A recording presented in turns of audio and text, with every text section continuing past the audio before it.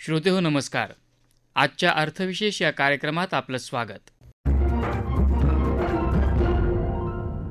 श्रोतेहो, reserve बँकेचे governor यांनी बँकांमध्ये जमा होत असलेल्या ठेवी आणि त्या प्रमाणात केली जात असलेली कर्जाची रक्कम यावर नुकतीच चिंता व्यक्त केली. बँकांनी संभाव्य संरचनात्मक तरलतेची समस्या टाळण्यासाठी पतपुरवठा आणि ठेवींच्या वाढीमधील उत्तरोत्तर वाढत्या तफावतीचे काळजीपूर्वक निरीक्षण करणं आवश्यक आहे, असं आवाहन रिझर्व्ह बँकेच्या गव्हर्नर शक्तिकांत दास यांनी केलं आहे. गेल्या काही महिन्यात बँकांमधल्या ठेवीतील वाढीपेक्षा पतपुरवठ्यातील वाढ तब्बल 3 ते 4% अधिक राहिली आहे. त्यामुळे बँकांचं मालमत्ता दायित्व समीकरण बिघडू शकतं. पारंपरिक पद्धतीनं विचार केला तर बँकांचे कामकाज ज्या गतीनं जितक्या ठेवी येतात तितक्याच गतीनं कर्जसुद्धा दिली गेली तर बँकेला अडचणी येत नाहीत. परंतु जर अधिक ठेवी येत असतील आणि कर्जांचं प्रमाण कमी आलं तर बँकेला व्याज परत देण्यासाठी अधिक पैसे खर्च करावे लागतील किंवा कमी ठेवी आणि जास्त कर्जे येत असतील तर त्या दृष्टीनंही आव्हानात्मक स्थिती निर्माण होऊ शकते. सध्या एकूण ठेवींची जमा ही कर्जापेक्षा अधिक असली तरी ठेवींच्या वाढीचा दर कमी आहे, म्हणून हा इशारा रिझर्व्ह बँकेचे गव्हर्नर शक्तिकांत दास यांनी दिला आहे. याबद्दल अधिक चर्चा करताना NKGSB बँकेचे संचालक वसंत कुलकर्णी म्हणाले, रिझर्व्ह बँकेच्या साप्ताहिक सांख्यिकीनुसार बँकांच्या ठेवीतील वाढ मंदावली आहे.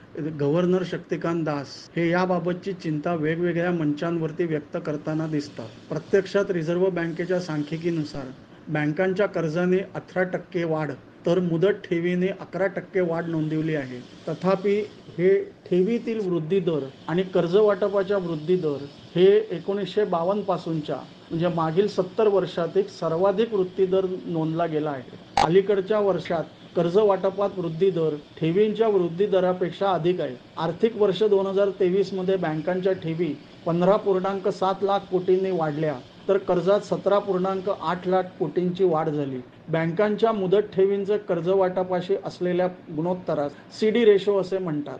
आर्थिक वर्ष 22च्या तुलनेत या CD रेशोतील वाढ 113% होती.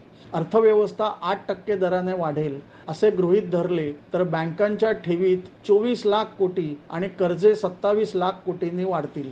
बँकांच्या ठेवीतील वाढ मंदावण्यास सुरुवात होऊन 1 दशकाहून अधिक काळ लोटला आहे. मागील दशकातील ठेवी 2.75% वाढल्या तर कर्जांचे प्रमाण 2.90% वाढले. करोना पश्चात बँकांच्या कर्ज वाटपाने सरासरीपेक्षा अधिक वृद्धी दर नोंदवला तर ठेवीतील वृद्धी दर हा सरासरीपेक्षा कमी झाला. रिझर्व्ह बँकेच्या ताज्या सांख्यिकीनुसार कर्ज वाटपातील वाढ ही ठेवीतील वाढीपेक्षा कमी नोंद झाल्याचा हा सतत 26वा महिना होता. म्हणजे हा कल गेल्या 2 वर्षापासून सुरू आहे. Make in India, production link incentive scheme, अनेक उद्योग व्यवसाय आपापल्या स्थापित क्षमतेत वाढ करीत आहेत. कर्जाच्या मागणीत वाढ झाली आहे. बँकांच्या कर्जाच्या मागणीत ऑक्टोबर 2025 पर्यंत वाढ राहील असा कल दिसत आहे. ऑक्टोबर 25 नंतर कर्जाच्या मागणीत शिथिलता येईल आणि त्याचवेळी बँकांच्या मुदत ठेवीचा दर स्थिर राहील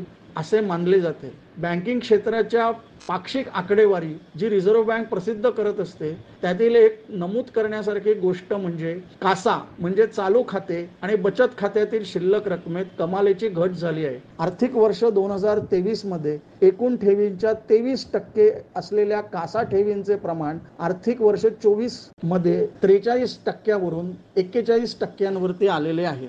कोरोनापूर्व काळात हे प्रमाण एकूण बँकिंग ठेवीच्या 42% होते. आर्थिक वर्ष 23 मध्ये मुदत ठेवींचे प्रमाण एकूण बँकिंग ठेवींशी 59% वरून आर्थिक वर्ष 24 मध्ये 56% आलेले आहे. मुदत ठेवींवरील वाढत्या व्याजदरांमुळे बचत आणि चालू खात्यातील रक्कम मुदत ठेवीत संक्रमण होत असल्याचे ही आकडेवारी सांगते.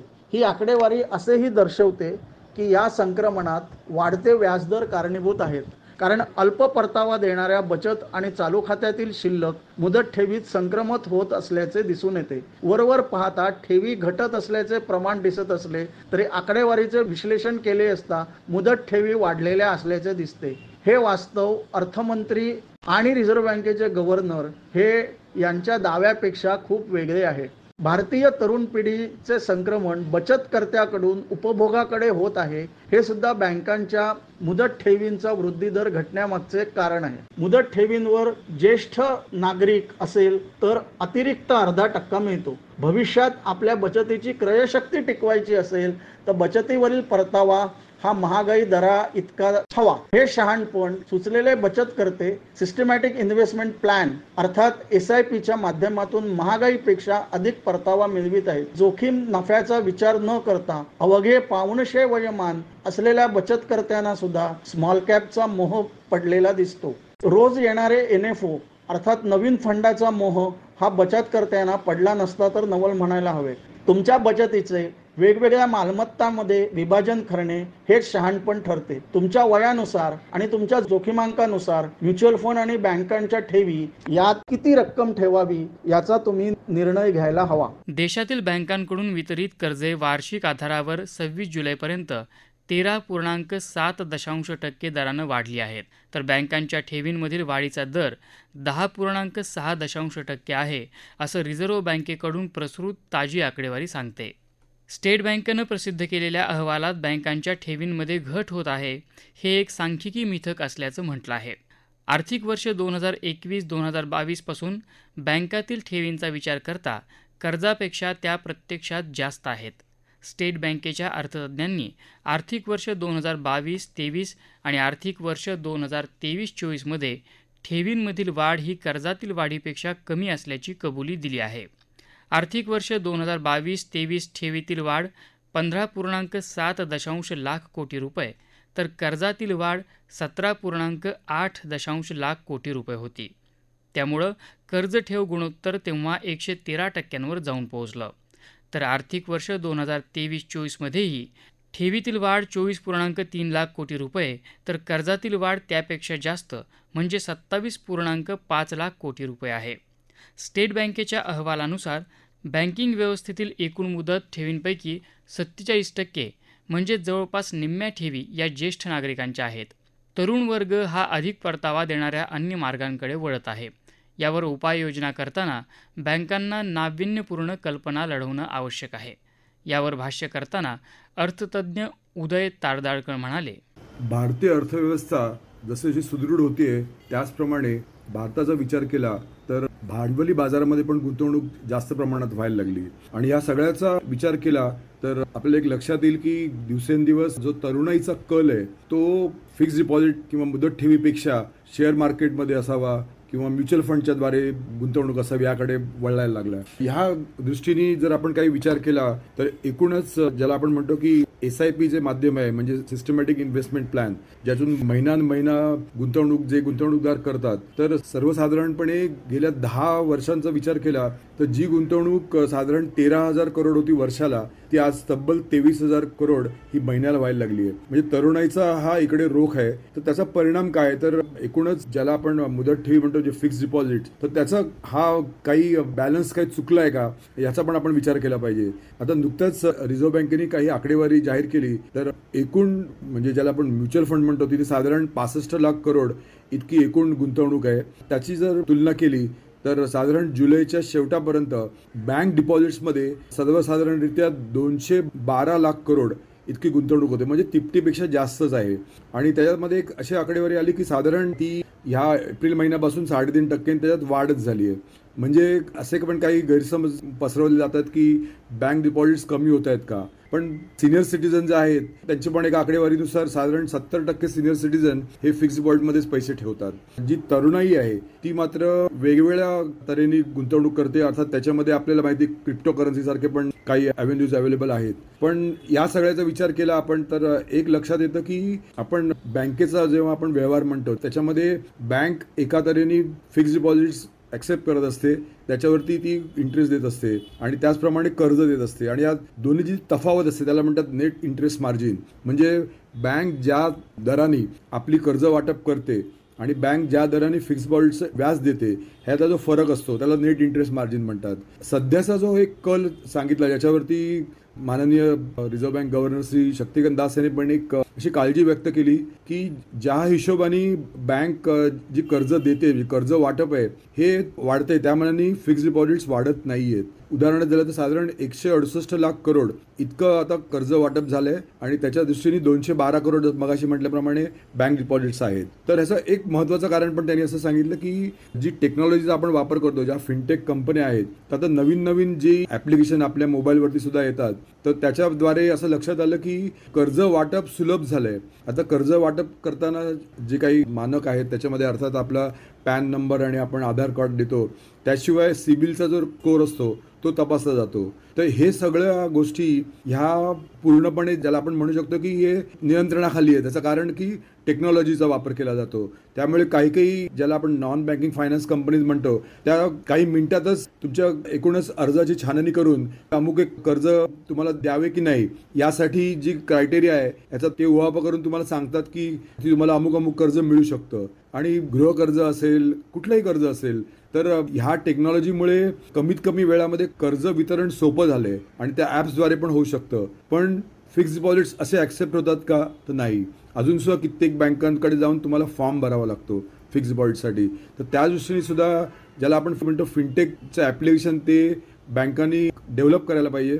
त्या दृष्टीने गव्हर्नर साहेबांनी पण हीच एक सूचना दिली होती की तुम्ही वेगवेगळे तुमचे प्रॉडक्ट्स आणा फिक्स्ड डिपॉझिटच्या माध्यमातून, की ज्या तऱ्हेने तुम्ही ग्राहकांना आकर्षित करू शकाल आणि तुमच्याकडे फिक्स्ड डिपॉझिट येऊ शकेल. अर्थात आपल्याकडे असं एक ढोबळमानाने म्हटलं तर सर्वात मोठी बँक ज्याला आपण स्टेट बँक म्हणतो, त्या बँकेमध्ये डिपॉझिट ठेवलं की लोक साधारण म्हणतात, सुटकेचा निश्वास टाकतात की आता माझी इथे गुंतवणूक ही आहे, ही जोखीम विरहित आहे. अर्थात आपल्याकडे फिक्स्ड डिपॉझिटसाठी 5 लाखापर्यंतचा इन्शुरन्स आहे, पण एकूणच ज्याला आपण म्हणू की एक जोखीम विरहित गुंतवणूक आहे असं मानणारे लोक आहेत की आपण या बँकेमध्ये आपण पैसे टाकले, कारण सरकारी बँक आहे अर्थातच, तर आपण अगदी निश्चिंत राहू शकतो. त्या हिशोबाने ही गुंतवणूक होत असते. पण ह्या सगळ्या बँकांना जर जास्तीत जास्त डिपॉझिट्स आकर्षित करायचे, ज्याला आपण कासा डिपॉझिट्स म्हणतो, म्हणजे करंट अकाउंट आणि सेव्हिंग अकाउंट, तर करंट अकाउंट आणि सेव्हिंग अकाउंटच्या व्यतिरिक्त आपल्याला माहिती आहे की आता जवळजवळ 52.5 करोड अकाउंट ही जनधन माध्यमातून आलेली आहेत. त्यामुळे मोठ्या प्रमाणावरती ज्याला आपण म्हणतो की इथे स्पर्धा आहे. तर अशाच या स्पर्धेतून आपल्याला जर काही चांगल्या गोष्टी करायच्या असतील बँकांना, तर त्यांना नक्कीच अशा तऱ्हेची काही फिक्स्ड डिपॉझिटचे प्रॉडक्ट्स आणायला लागतील की ज्याच्यामधून लोक आकर्षले जातील आणि बँकांमध्ये फिक्स्ड डिपॉझिट्स आणता येतील. अर्थात ह्या क्षणाला सुद्धा जे बँकांचे व्याजदर आहेत ते थोडे चढेच आहेत. आपण म्हणतो की आपली अर्थव्यवस्था जगामध्ये 3ऱ्या नंबरला 2 ते 3 वर्षामध्ये येऊ घातली आहे. तर अशा वेळेला मात्र नक्कीच हे चढे व्याजदर हे खाली येतील आणि त्यावेळेला आपल्याला मात्र प्रश्न पडेल की आपण पैसे कुठे टाकायचे. मला वाटतं त्याच दृष्टीने हा सगळा जो ज्याला आपण म्हणतो की बॅलन्स आहे हा ठेवला जाईल आणि त्या दृष्टीने मला वाटतं बँकांना नक्कीच तयारी करावी लागेल. रिझर्व्ह बँकेनं व्याजदराच्या निर्धारणाबाबत बँकांना स्वातंत्र्य दिलं आहे. या स्वातंत्र्याचा वापर करून बँकांनी ठेवी अधिक आकर्षक करायला हव्यात. सरकारी धोरण म्हणून बँकांकडे येणाऱ्या ठेवीवरील करात बदल झाले तर बँकांना ठेवी अधिक आकर्षक करता येतील. बँकिंग प्रणाली जर कणखर असेल तर कर्ज वितरण प्रभावी राहतं आणि त्यामुळे उद्योग क्षेत्राला देखील पतपुरवठा नियमित राहतो. अर्थव्यवस्थेत मागणी कायम राहते आणि त्यामुळे आर्थिक वृद्धीला चालना मिळते. स्वाभाविक बँकिंग प्रणालीला अर्थव्यवस्थेचे इंजिन म्हणतात. हे इंजिन सक्षमपणे पुढे जायचे असेल तर अशा प्रकारच्या अडथळ्यांवर मात करण्यासाठी सरकार आणि बँकिंग व्यवस्थेला विशेष विचार करायला हवा. त्यातूनच उद्याच्या समृद्धतेचा राजमार्ग तयार होऊ शकेल. श्रोतेहो, आपला अर्थविशेष हा कार्यक्रम आपण न्यूज ऑन AIR या ॲपवर लाईव्ह ऐकू शकता. यासोबतच आमच्या मुंबई एअर न्यूज या यूट्यूब वाहिनीवर कार्यक्रमाचं ध्वनिमुद्रण आपल्याला कधीही ऐकता येईल. याबरोबरच आजचा अर्थविशेष हा कार्यक्रम संपला. हा कार्यक्रम आकाशवाणी मुंबईच्या प्रादेशिक वृत्त विभागानं सादर केला.